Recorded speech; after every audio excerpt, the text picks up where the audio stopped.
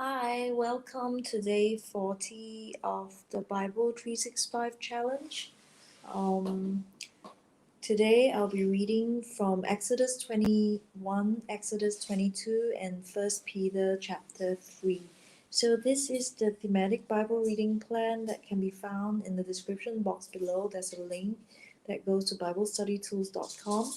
So without further ado, I'm just going to put the screen away so that we can focus on the Bible reading.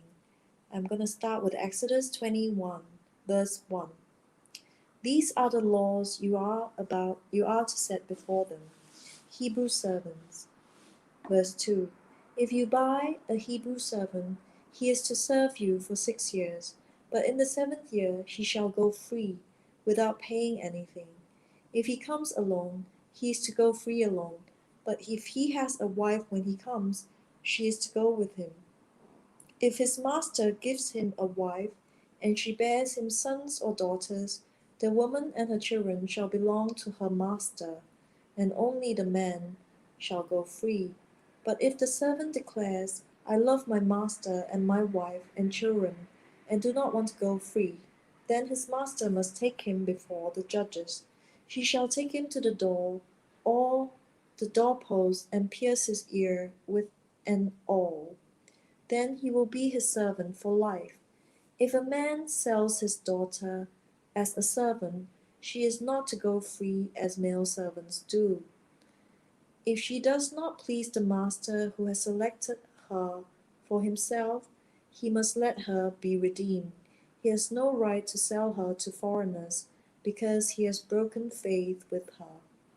If he selects her for his son, he must grant her the rights of a daughter.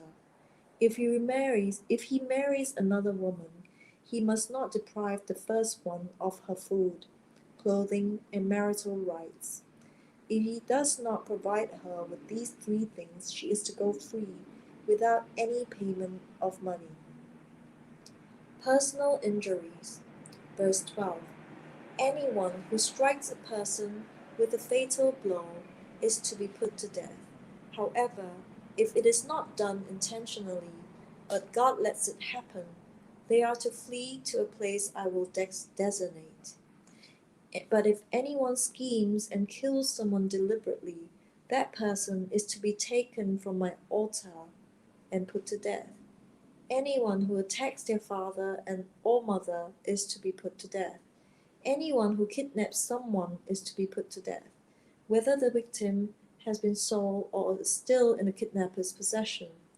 Anyone who curses their father or mother is to be put to death. If people quarrel and one person hits another with a stone or with their fist, and the victim does not die but is confined to bed, the one who struck the blow will not be held liable if the other can get up and walk around outside with a staff. However, the guilty party must pay the injured person for any loss of time and see that the victim is completely healed. Anyone who beats their male or female slave with a rod must be punished if the slave dies as a direct result, but they are not to be punished if the slave recovers after a day or two, since the slave is their property. If people are fighting and hit a pregnant woman, and she gives birth prematurely, but there is no serious injury, the offender must be fined whatever the woman's husband demands and the court allows. But if there is serious injury, you are to take life for life, eye for eye, tooth for tooth, hand for hand, foot for foot, burn for burn, wound for wound, bruise for bruise. An owner who hits a male or female servant in the eye and destroys it must let the slave go free to compensate for the eye. And an owner who knocks out the tooth of a male or female slave must let the slave go free to compensate for the tooth. If a bull gores a man or woman to death, the bull is to be stoned to death, and its meat must not be eaten. But the owner of the bull will not be held responsible. If, however, the bull has had the habit of goring, and the owner has been warned, but has not kept it penned up, and it kills a man or woman, the bull is to be stoned, and its owner also is to be put to death. However, if payment is demanded, the owner may redeem his life by the payment of whatever is demanded. This law also applies if the bull gores a son or daughter.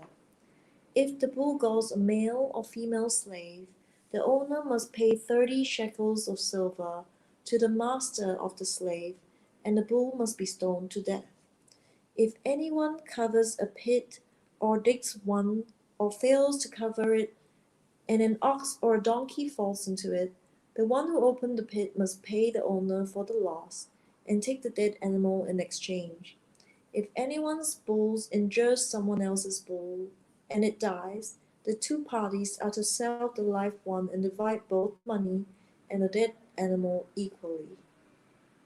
However, if it was known that the bull had the habit of goring, yet the owner did not keep it penned up, the owner must pay animal for animal and take the dead animal in exchange.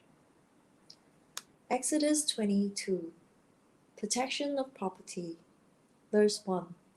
Whoever steals an ox or a sheep and slaughters it or sells it must pay back 5 head of cattle for the ox and 4 sheep for the sheep. If a thief is caught breaking in at night and is struck a fatal blow, the defender is not guilty of bloodshed, but if it happens after sunrise, the defender is guilty of bloodshed. Anyone who steals must certainly make restitution, but if they have nothing, they must be sold to pay for their theft. If the stolen animal is found alive in their possession, whether ox or donkey or sheep, they must pay back double. If anyone grazes their livestock in a field or vineyard, and lets them stray and they graze in someone else's field, the offender must make restitution from the best of their own field or vineyard.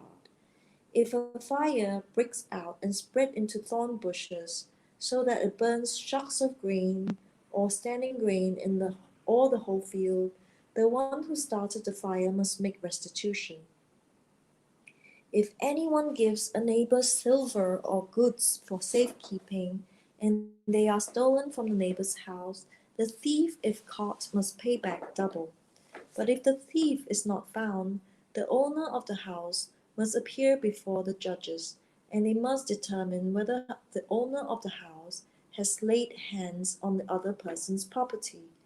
In all cases of illegal possession of an ox, a donkey, a sheep, a garment, or any other lost property about which somebody says, "This is mine," both parties are to bring their cases before the judges.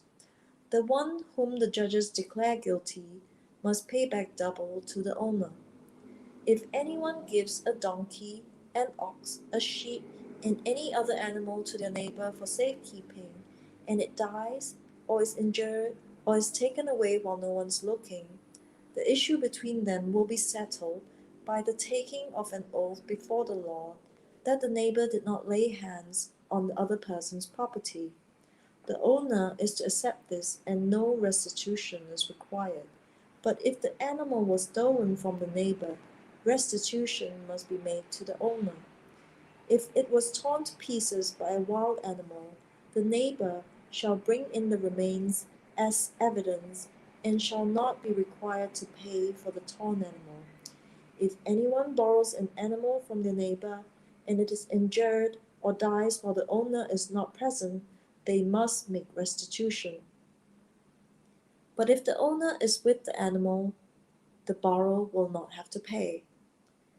If the animal was hired, the money paid for the hire covers the loss. Social responsibility. Verse 16. If a man seduces a virgin who is not pledged to be married and sleeps with her, he must pay the bride price, and she shall be his wife. If her father absolutely refuses to give her to him, he must still pay the bride price for virgins. Do not allow a sorceress to live. Anyone who has sexual relations with an animal is to be put to death. Whoever sacrifices to any god other than the Lord must be destroyed. Do not mistreat or oppress a foreigner, for you were foreigners in Egypt. Do not take advantage of the widow or the fatherless. If you do, and they cry out to me, I will certainly hear their cry. My anger will be aroused, and I will kill you with a sword. Your wives will become widows, and your children fatherless. If you lend money to one of my people among you who is needy, do not treat it like a business deal. Charge no interest. If you take your neighbor's cloak as a pledge, return it by sunset, because that cloak is the only covering your neighbor has. What else can they sleep in? When they cry out to me, I will hear, for I am compassionate. Do not blaspheme God or curse the ruler of your people. Do not hold back offerings from your granaries or your vats. You must give me the firstborn of your sons. Do the same with your cattle and your sheep. Let them stay with their mothers for 7 days, but give them to me on the eighth day. You are to be my holy people. So do not eat the meat of an animal torn by wild beasts. Throw it to the dogs. First Peter chapter 3, verse 1. Wives, in the same way, submit yourself to your own husbands, so that if any of them do not believe the word, they may be won over without words by the behavior of their wives. When they see the purity and reverence of your lives, your beauty should not come from outward adornment, such as elaborate hairstyles and the wearing of gold jewelry or fine clothes. Rather, it should be that of your inner self, the unfading beauty of a gentle and quiet spirit, which is of great worth in God's sight. For this is the way the holy women of the past who put their hope in God used to adorn themselves. They submitted themselves to their own husbands, like Sarah, who obeyed Abraham and called him her Lord. You are her daughters if you do what is right and do not give way to fear. Husbands, in the same way, be considerate as you live with your wives, and treat them with respect as the weaker partner, and as heirs with you of the gracious gift of life, so that nothing will hinder your prayers. Suffering for doing good. Verse 8. Finally, all of you, be like-minded, be sympathetic, love one another, be compassionate and humble. Do not repay evil with evil or insult with insult. On the contrary, repay evil with blessing, because this you were called, so that you may inherit a blessing. For whoever would love life and see good days must keep their tongue from evil and their lips from deceitful speech. They must turn from evil and do good. They must seek peace and pursue it. For the eyes of the Lord are on the righteous, and his ears are attentive to their prayer. But the face of the Lord is against those who do evil. Who is going to harm you if you are eager to do good?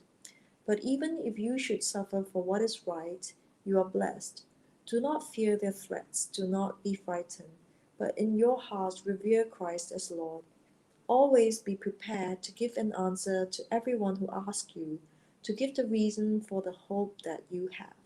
But do this with gentleness and respect, keeping a clear conscience, so that those who speak maliciously against your good behavior in Christ may be ashamed of their slander. For it is better, if it is God's will, to suffer for doing good than for doing evil. For Christ also suffered once for sins, the righteous for the unrighteous, to bring you to God. He was put to death in the body, but made alive in the spirit. After being made alive, he went and made proclamation to the imprisoned spirits, to those who were disobedient long ago, when God waited patiently in the days of Noah, while the ark was being built. In it only a few people, 8 in all, were saved through water. And this water symbolizes baptism that now saves you also, not the removal of dirt from the body, but a pledge of a clear conscience towards God. It saves you by the resurrection of Jesus Christ, who has gone into heaven and is at God's right hand with angels, authorities, and powers in submission to him. So that was day 40 of Bible 365. I was reading the thematic Bible reading plan that you can find at the link in the description box below. You can find this Bible reading plan at thebiblestudytools.com. I had just read from the NIV Bible, Exodus 21, Exodus 22, and 1 Peter chapter 3. So I will see you soon on day 41, okay?